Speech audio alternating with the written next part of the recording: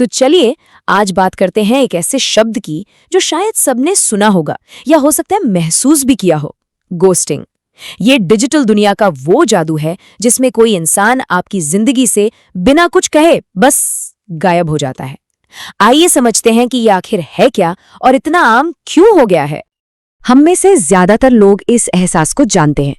एक मैसेज भेजते हैं, वो 2 नीले टिक दिखते हैं, मतलब मैसेज पढ़ लिया गया है, और फिर सन्नाटा। एक ऐसा डिजिटल सन्नाटा जो किसी भी शोर से ज्यादा चुभता है। तो टेक्निकली गोस्टिंग है क्या? मरियम वेबस्टर डिक्शनरी कहती है, किसी से बिना कोई वजह बताए अचानक बातचीत बंद कर देना। ये सिर्फ एक टेक्स्ट का जवाब ना देने से कहीं ज्यादा है। ये तो किसी भी रिश्ते को, चाहे वो दोस्ती हो, प्यार हो या प्रोफेशनल, बिना एक शब्द कहे खत्म कर देने जैसा है। इसे आज के जमाने का वैनिशिंग एक्ट यानी गायब होने का करतब समझिए। पहले लोग शायद चिट्ठियों का जवाब देना बंद कर देते होंगे, आज वो हमारी डिजिटल जिंदगी से ही गायब हो जाते हैं। तो चलिए इस करतब के पीछे की सच्चाई को समझते हैं। हो सकता है ये एक पर्सनल बात लगे, लेकिन आंकड़े बताते हैं कि ये एक सामाजिक महामारी बन चुकी है। मतलब ये कोई रेयर चीज नहीं, बल्कि एक बहुत ही आम चलन है। शुरुआत करते हैं प्रोफेशनल दुनिया से। 2020 में एक लिंक्डइन पोल हुआ था जिसके मुताबिक 93% नौकरी ढूंढने वालों ने कहा कि किसी कंपनी ने हायरिंग प्रोसेस के दौरान उन्हें गोस्ट किया। सोचे, 93%।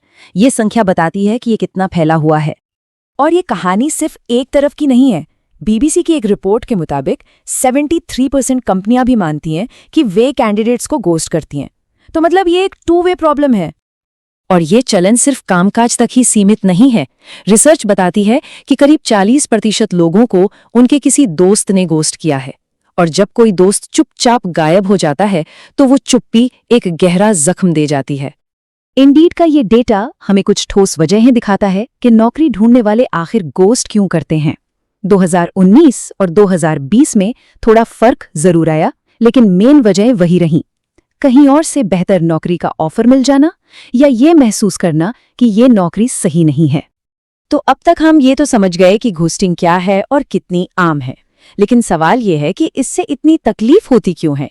चलिए इसके पीछे के साइंस और साइकोलॉजी को समझते हैं। साइकोलॉजी टुडे की ये लाइन सब कुछ कह देती है। स्टडीज बताती हैं कि जब हमें कोई नज़रअंदाज या बाहर करता है तो हमारे दिमाग के वही हिस्से एक्टिवेट होते हैं जो शारीरिक दर्द महसूस होने पर होते हैं। ये सिर्फ एक फीलिंग नहीं है, ये एक असली बायोलॉजिकल रिएक्शन है। आसान शब्दों में कहें तो सामाजिक दर्द, मतलब किसी के ठुकराने का दर्द, हमारे दिमाग के लिए असली दर्द ही है। हमारा दिमाग इमोशनल और फिजिकल दर्द में ज्यादा फर्क नहीं कर पाता। और हाँ, ये दर्द हर सिचुएशन में अलग अलग महसूस होता है। जब कोई रोमांटिक पार्टनर रिजेक्ट करता है तो वो अक्सर पर्सनालिटी या लुक्स पर एक हमले जैसा लगता है, लेकिन जब कोई कंपनी गोस्ट करती है तो वैसा महसूस हो सकता है जैसे किसी की पूरी पहचान, काबिलियत और समझदारी पर ही सवाल उठा दिया गया हो। अच्छा, अभी तक तो हमने उसके नजरिए से बात की जिसे गोस्ट किया गया, पर अब वक्त है सिक्के का दूसरा पहलू देखने का। आखिर लोग गोस्ट करते ही क्यों है? इसके पीछे कई वजहें हो सकती हैं। सबसे आम है सुविधा। एक मुश्किल बातचीत से बचना आसान लगता है। कुछ लोग टकराव से डरते हैं, कुछ को शायद फर्क ही नहीं पड़ता। और आज की इस कनेक्टेड दुनिया में जवाबदेही की भावना भी कम हो गई है। और यहाँ एक बहुत जरूरी और गंभीर पहलू भी है। जैसा कि एक रेडिट यूजर ने बताया, कई लोगों के लिए, खासकर महिलाओं के लिए, गोस्टिंग एक सेफ्टी स्ट्रैटेजी हो सकती है, किसी असहज या खतरनाक सिचुएशन से बाहर निकलने का एक तरीका। और ये एक बड़ी ही हैरान करने वाली बात है। कुछ रिसर्च ये भी कहती है कि गोस्ट करने वालों को कभी-कभी लगता है कि वो दूसरे इंसान का भला कर रहे हैं। उन्हें लगता है कि सीधे सीधे मना करने से ज्यादा दुख होगा, तो चुपचाप गायब हो जाना बेहतर है, भले ही इसका नतीजा बिल्कुल उल्टा हो। तो अब जब हमने समस्या को दोनों तरफ से समझ लिया है, तो सवाल ये है कि क्या हम इस चुप्पी को तोड़ सकते हैं? चलिए कुछ मुमकिन समाधानों पर नजर डालते हैं।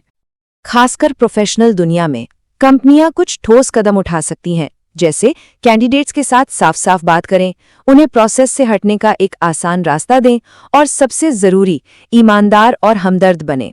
इससे भरोसा बनता है और गोस्टिंग की गुंजाइश कम हो जाती है। और आखिर में एक सवाल जिस पर सोचने की जरूरत है। एक ऐसी दुनिया में जहां हम एक क्लिक पर किसी से भी जुड़ सकते हैं, क्या ये अजीब नहीं कि हम बात करने के बजाय चुप रहना चुन रहे हैं? शायद सबसे बड़ा कनेक्शन यही सीखना है कि इज्जत के साथ डिस्कनेक्ट कैसे हुआ जाए।